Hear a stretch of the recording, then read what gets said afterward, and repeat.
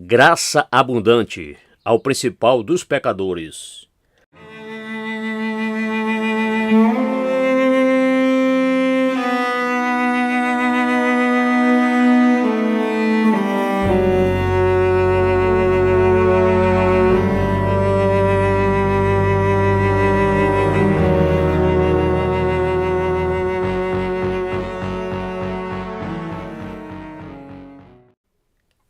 Capítulo 4.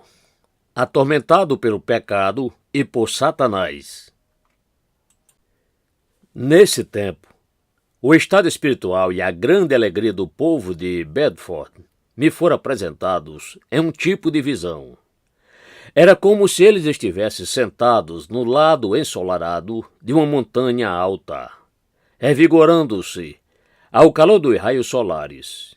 Enquanto eu tremia e me encolhia no frio, sofrendo debaixo das nuvens negras, na neve e na geada. Entre mim e aquelas pessoas, pensei ter visto o muro que cercava a montanha. Minha alma desejou intensamente atravessar aquele muro e concluí que, se pudesse, iria até ao meio deles, me aqueceria e me confortaria com o calor do seu sol. Eu andava e andava ao longo do muro, olhando de perto, a fim de encontrar um caminho ou uma passagem pela qual pudesse atravessar. Contudo, por algum tempo, não pude encontrar tal caminho. Então, finalmente, vi uma abertura estreita, semelhante a uma pequena entrada, pela qual tentei atravessar. Como a passagem era estreita e apertada, fiz muitas tentativas de passar, até ficar exausto, tamanha era minha luta. Mas todos os meus esforços foram inúteis. Por fim, com grande empenho, atravessei a cabeça. Depois, forçando dos lados os ombros e, por fim, o corpo todo. Então, dominado pela alegria, sentei-me em meio àquelas pessoas e senti-me confortado pela luz e o calor de seu sol. Para mim, a montanha significava a igreja do Deus vivo. O sol que resplandecia sobre ela representava o brilho confortador da misericordiosa face de Deus sobre os que estavam no lado de dentro. O muro, eu pensei, era a parede que separava os cristãos do mundo. E a abertura na parede era Jesus Cristo, que é o caminho para Deus, o Pai. João 14, verso 6, Mateus 7, 14. Contudo, visto que a passagem era notavelmente estreita, tão estreita, que não consegui passar por ela, senão com muita dificuldade, entendi que ninguém poderia entrar na vida, exceto aqueles que o fizessem com sinceridade e deixassem para trás o mundo iníquo, pois na passagem havia lugar apenas para o corpo e a alma, e não para o corpo, a alma e o pecado. Esta impressão permaneceu comigo por muitos dias, durante os quais encontrei-me numa condição triste e lastimável. Mas também fui estimulado a sentir fome e desejo intensos de ser um daqueles que se assentavam à luz do sol. Eu orava onde quer que eu estivesse, em casa ou longe dela, sob um teto ou num campo, e elevando meu coração a Deus, com frequência cantava estas palavras do Salmo 51. Compadece-te de mim, ó Deus, ainda que eu não soubesse de onde vinha a minha angústia.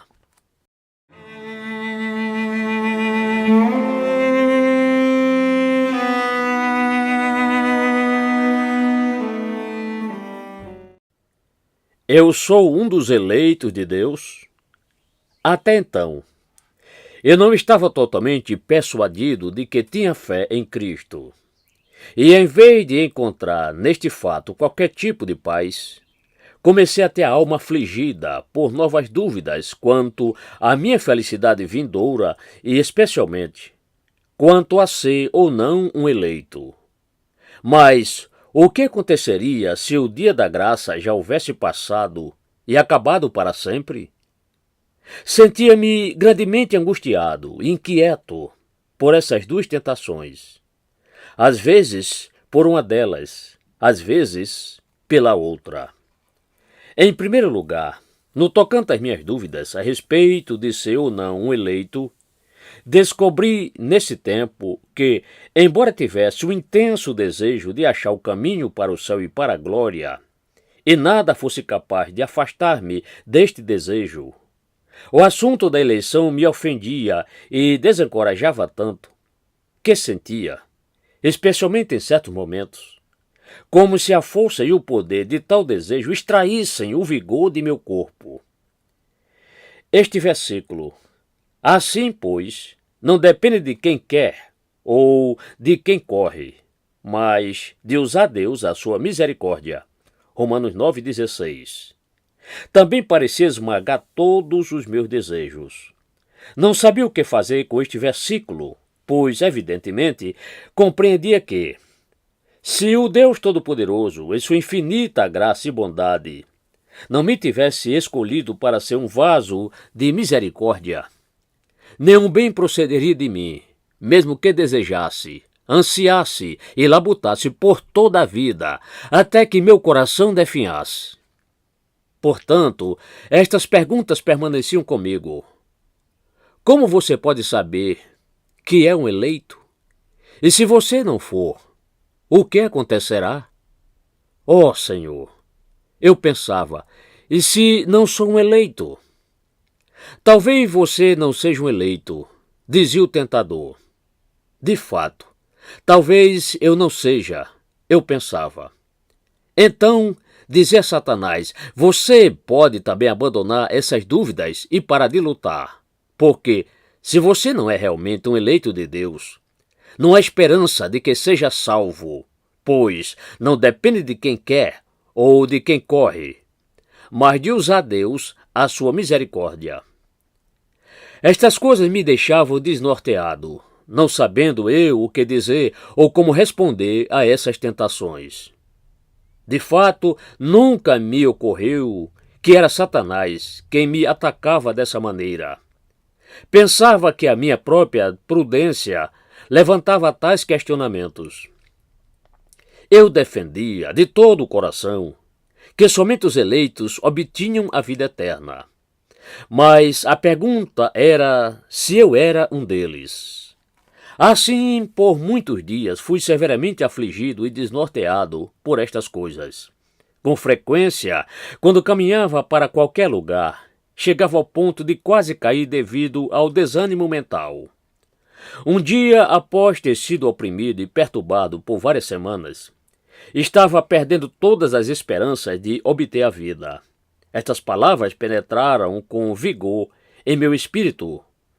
Considerai as gerações passadas e vede, quem, confiando no Senhor, foi abandonado?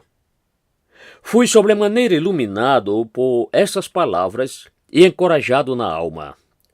Naquele mesmo instante ficou claro para mim. Comece no início de Gênesis e leia até o final de Apocalipse. Veja se consegue descobrir alguém que confiou no Senhor e foi abandonado. Chegando em casa, tentei achar esse versículo na Bíblia, não duvidando de que breve o encontraria, pois era vivo, forte e reconfortante ao meu espírito, como se falasse comigo. Bem, eu procurei, mas não encontrei na Bíblia. Aquelas palavras permaneceram somente em minha mente. Então perguntei separadamente a 2 homens piedosos se eles sabiam onde se encontrava semelhante versículo, mas eles não sabiam. Isto me fez pensar em como tais palavras se apoderaram de meu coração e ali permaneceram, de modo tão repentino, forte e consolador, e como, apesar disso, ninguém as encontrava.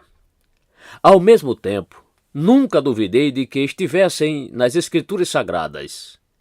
Continuei em minha busca por mais de 1 ano, mas não encontrei esse texto.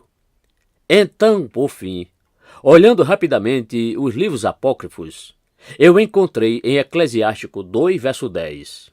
A princípio, isso me desanimou. Todavia, como nesse tempo eu já tinha mais conhecimento do amor e da bondade de Deus, o transtorno foi menor. Fiquei menos perturbado, especialmente quando considerei que, embora a referida passagem não estivesse nos livros que classificamos de santos e canônicos, ela continha a essência e a substância de muitas das promessas. Portanto, era o meu dever tirar consolo daquelas palavras. Louvo a Deus por esse versículo, o qual contribuiu para o meu bem.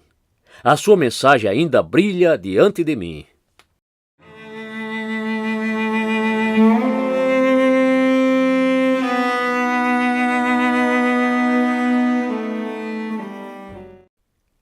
Acabou o dia da graça? Depois destas coisas, a segunda dúvida me sobreveio fortemente. E se o dia da graça houver acabado para sempre? E se eu estiver fora do tempo da misericórdia? Lembro-me que um dia eu andava pelo campo e estava absorto num pensamento. E se o dia da graça houver acabado? Para gravar minha inquietação, o tentador trouxe-me à mente aquelas boas pessoas de Bedford, sugerindo-me isto.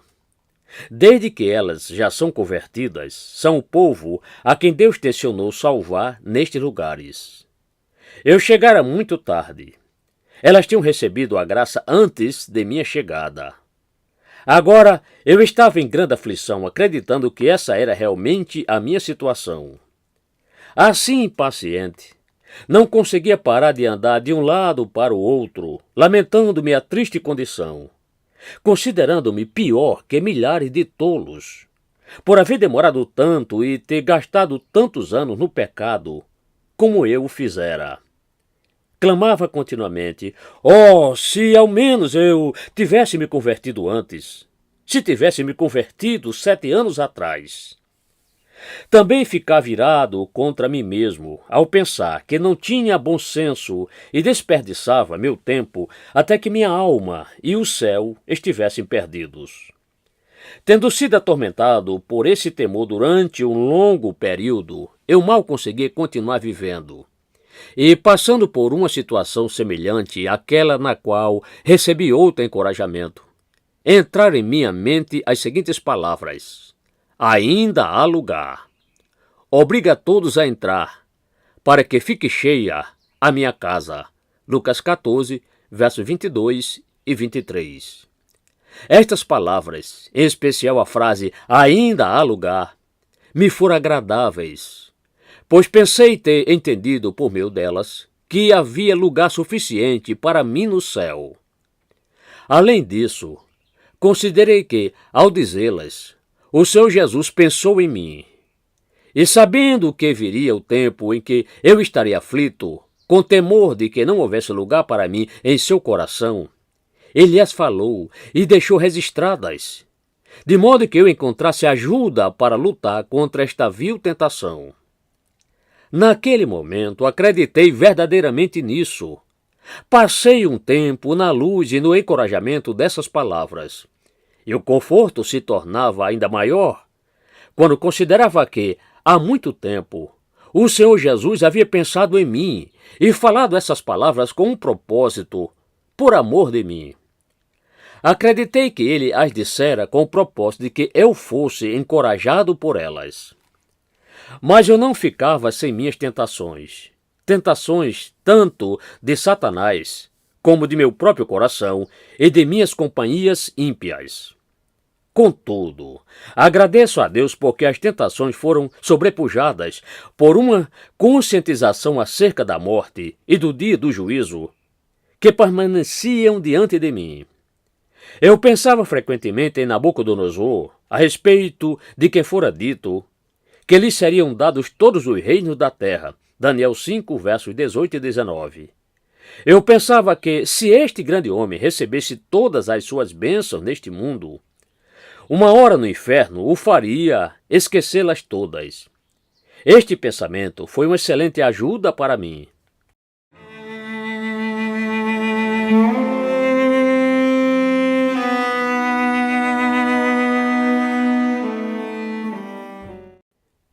Eu serei chamado por Deus? Nessa época, fui capacitado a perceber algo a respeito dos animais que Moisés identificou como limpos ou imundos. Deuteronômio capítulo 14. Eu pensava que aqueles animais representavam pessoas. Os limpos representavam o povo de Deus. Os imundos, os filhos do ímpio. Li que os puros ruminavam. Isso nos mostra que temos de nos alimentar da palavra de Deus. Eu pensava. Eles também tinham unhas fendidas. Eu pensava que isso significava a necessidade de abandonar os caminhos dos ímpios, se quiséssemos ser salvos.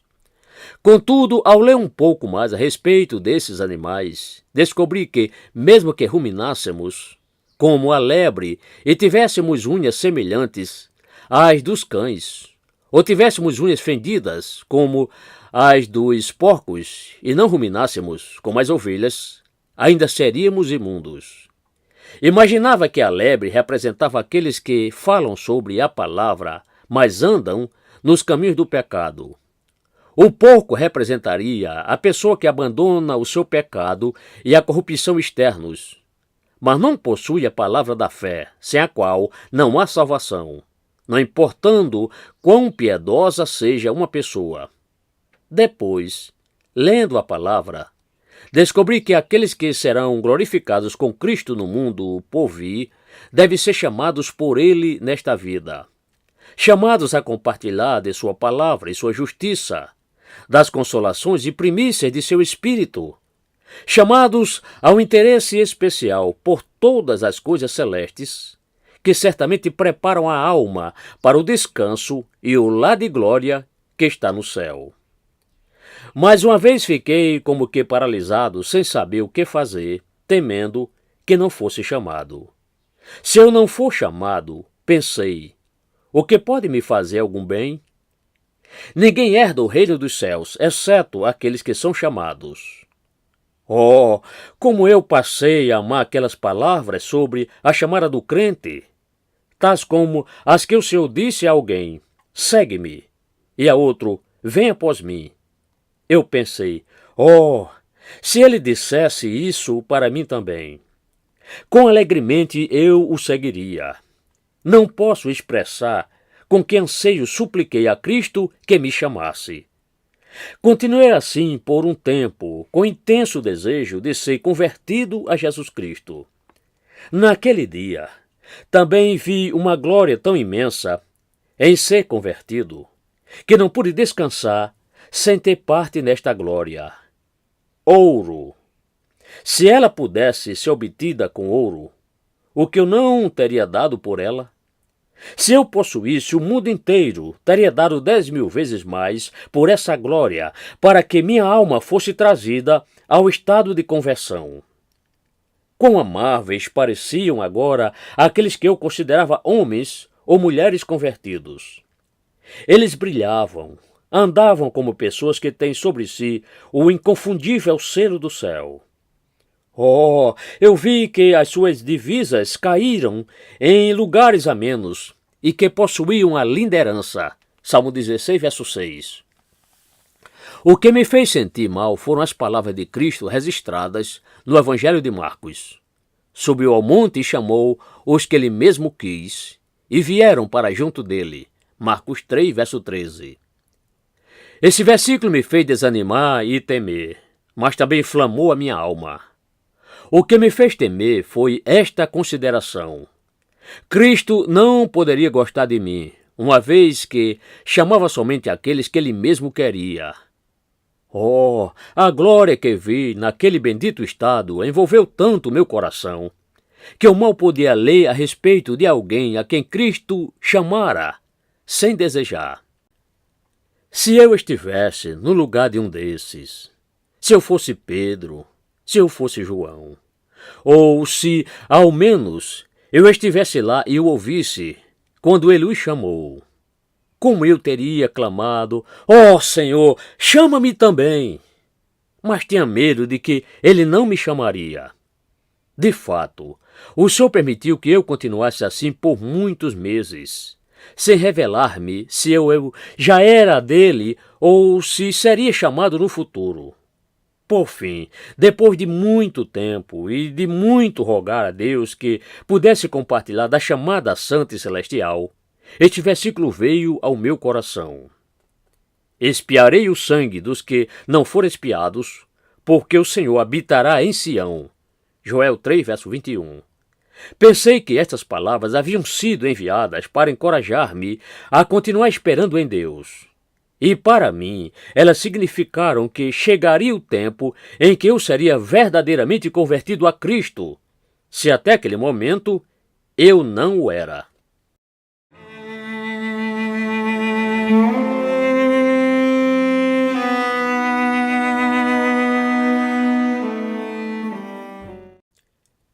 Encontrarei consolação? Nessa época, comecei a compartilhar meus pensamentos e experiências com aquelas pessoas de Bedford. E lhes falei sobre a minha condição. Elas, por sua vez, contaram ao Sr. Gifford, que separou tempo para conversar comigo. O Sr. Gifford estava disposto a acreditar nas coisas que eu dizia, embora, como pensei, com pouca convicção. Todavia, ele me convidou para ir à sua casa, onde pude ouvi-lo conversar com outros sobre a obra de Deus em suas almas. A partir de tudo isso, tive maior convicção e, daquele tempo em diante, comecei a perceber algo concernente à vaidade e à miséria interior de meu coração perverso. Até aquele momento, eu sabia pouco a respeito dessa miséria. Agora ela começava a ficar visível e pude vê-la agindo em meu coração em um nível que nunca tinha visto antes. Descobri que a lascívia e a corrupção se manifestavam em meu íntimo por meio de pensamentos e desejos maus que eu não conhecia antes. Meus desejos pelo céu e pela vida começaram a desvanecer. Descobri também que, embora minha alma antes estivera cheia de anseios por Deus, agora começava a desejar ardentemente toda a vaidade insensata. De fato, meu coração não seria impelido a considerar o que era bom. Começou a se mostrar negligente em relação à minha alma e ao céu. Hesitaria com frequência em envolver-se e realizar os deveres. Isso era como um peso na perna de um pássaro, impedindo-o de voar.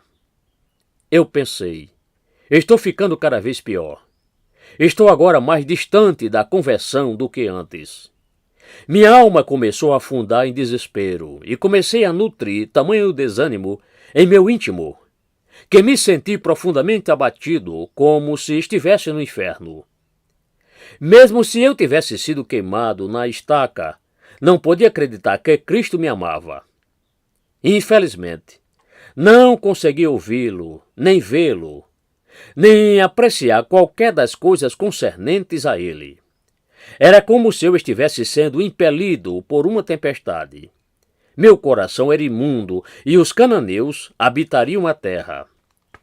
Às vezes eu falava de minha condição ao povo de Deus, os quais mostravam compaixão, quando ouviam sobre minha situação e me falavam das promessas de Deus.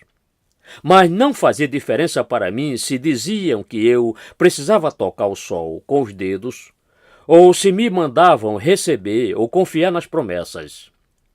Logo que tentei fazer isso, toda a razão e o sentimento se opuseram contra mim. Vi que tinha um coração que se empenharia em pecar e que estava debaixo de uma lei que condenava. Com frequência, estas coisas me faziam pensar sobre o jovem endemoniado que foi levado por seu pai até Cristo e que, ao aproximar-se dele, foi atirado ao chão pelo demônio. O jovem foi tão ferido pelo maligno que caiu e revolveu-se, espumando. Marcos 9, verso 20 e Lucas 9, 42. Além disso, nesses dias vi meu coração se fechando para o Senhor e sua santa palavra. Senti minha descrença fechando a porta do coração e mantendo Cristo de fora, embora eu houvesse clamado com profundos lamentos. Bom Senhor, arrombe-a. Senhor, arrombe estas portas de bronze e quebre as trancas de ferro. Vê Salmo 107, verso 16. As seguintes palavras criavam, às vezes, um momento de paz em meu coração. Eu te cingirei, ainda que não me conheces. Isaías 45, verso 5. No que diz respeito a cometer atos pecaminosos, nunca estive tão sensível como agora. Quanto a isso, minha atitude foi mudada completamente. Não ousava pegar um alfinete ou um graveto, ainda que fosse tão fino como palha, pois percebia que minha consciência estava sensível e sofreria mesmo ao toque mais delicado. Eu não sabia como expressar-me, com medo de apresentar minhas palavras incorretamente. Eu era cuidadoso em tudo que fazia ou dizia. Sentia-me como se estivesse num pântano que se agitava quando eu me movia. Também me sentia abandonado por Deus, por Cristo e pelo Espírito e todas as boas coisas. Observei que, apesar de ser tão grande pecador antes da conversão, Deus nunca me sobrecarregou intensamente com a culpa dos pecados cometidos enquanto estava na ignorância. Ele me mostrou apenas que estaria perdido se não tivesse Cristo, porque eu era um pecador. Vi que precisava de uma justiça perfeita para apresentar-me sem culpa diante de Deus. E essa justiça poderia ser encontrada tão somente na pessoa de Jesus Cristo. Mas o pecado original e a corrupção interior, que eram a minha desgraça e aflição, era o que eu via se manifestar dentro de mim de modo terrível. Isso me fazia sentir culpado num grau surpreendente. Por essa razão, aos meus próprios olhos, eu era mais repugnante do que um sapo e pensava ser assim aos olhos de Deus. Pecado e corrupção, eu dizia, jorrariam naturalmente de meu coração, assim como a água jorra da fonte. Agora, eu pensava que qualquer pessoa tinha um coração melhor do que o meu. Poderia trocar meu coração pelo de qualquer indivíduo. Pensava que ninguém, exceto o próprio diabo, podia igualar-se a mim em iniquidade e corrupção mental. Então, caí em profundo desespero ante a percepção de meu próprio pecado e corrupção. Concluí que a condição na qual estava não poderia ser conciliada com o estado de graça. Certamente, pensei, sou rejeitado por Deus. Certamente, fui entregue ao diabo e à disposição mental reprovável. Continuei desse modo durante um longo período, por vários anos. Enquanto era afligido dessa maneira, com temores de minha própria condenação, duas coisas me faziam pensar. A primeira, ver pessoas idosas buscando as coisas desta vida, como se fossem viver aqui para sempre. A segunda, encontrar aqueles que professavam ser crentes em angústia e abatimento quando sofriam perdas físicas, como a morte do esposo, da esposa, do filho, etc. Senhor, eu pensava, tanto alvoroço por coisas tão insignificantes como essas. Como alguns buscam as coisas terrenas e que pesar outros sentem por perderem-nas. Se trabalham tanto e derramam tantas lágrimas pelas coisas desta vida, como sou digno de que os outros chorem e orem por mim e tenham pena de mim. Minha alma está morrendo, está amaldiçoada. Se ela estivesse em bom estado, e eu mesmo convencido disso, quão rico eu me consideraria, embora fosse abençoada apenas com pão e água. Consideraria estas pequenas aflições e as suportaria como fardos leves. Entretanto, quem pode suportar um espírito afligido?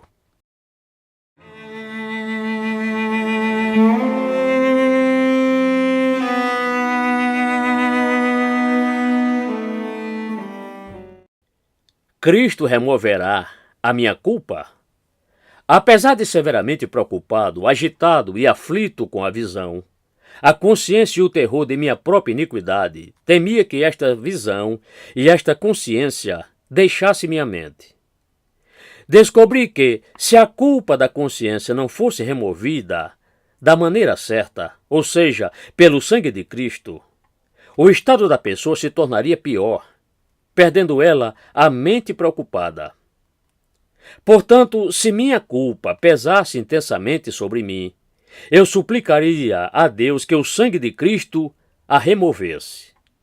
Mas se a culpa fosse removida sem a aplicação da obra redentora de Cristo, visto que, às vezes, a minha consciência de pecado pareceria desaparecer completamente, eu me esforçaria para restaurá-la em meu coração, lembrando-me da punição do pecado no inferno, e clamaria: Senhor, que a culpa seja removida de meu coração somente quando isso puder ser feito da maneira certa, por meio do sangue de Cristo e da aplicação de sua misericórdia à minha alma, por intermédio dele.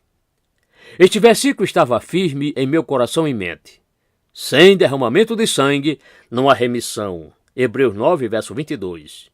Fiquei ainda mais assustado ao ver pessoas que, embora lamentassem e orassem, ao sentir as aflições da consciência e recebessem algum alívio de suas inquietações, em vez de perdão de pecados, não se importavam com a maneira segundo a qual haviam perdido a sua culpa. Interessava-lhes apenas o alívio de sua consciência. Depois de libertos erroneamente da culpa, não eram santificados por meio dessa libertação e se tornavam mais endurecidos, cegos e perversos depois do tempo de sua inquietação. Isso me deixou temeroso e me fez suplicar a Deus que tal não acontecesse comigo. Estava triste por Deus me haver criado, pois temia que fosse condenado. Eu considerava o não convertido como a mais infeliz de todas as criaturas de Deus. Afligido e atribulado dessa maneira a respeito de meu estado infeliz, considerava-me, acima de muitas outras pessoas, singularmente destituído da bênção de Deus. De fato, eu pensava ser impossível alcançar tanta santidade de coração que chegasse ao ponto de agradecer a Deus por me haver criado. De tudo que Deus fez, o homem é, certamente, a mais nobre de todas as criaturas do mundo. Mas, por causa do pecado, o homem se tornou desprezível. Tenho como abençoada a condição dos animais, pássaros e peixes. Eles não possuem a natureza pecaminosa. Não são objetos da ira de Deus, nem são destinados ao inferno após a morte. Portanto, eu me regozijaria se fosse um deles.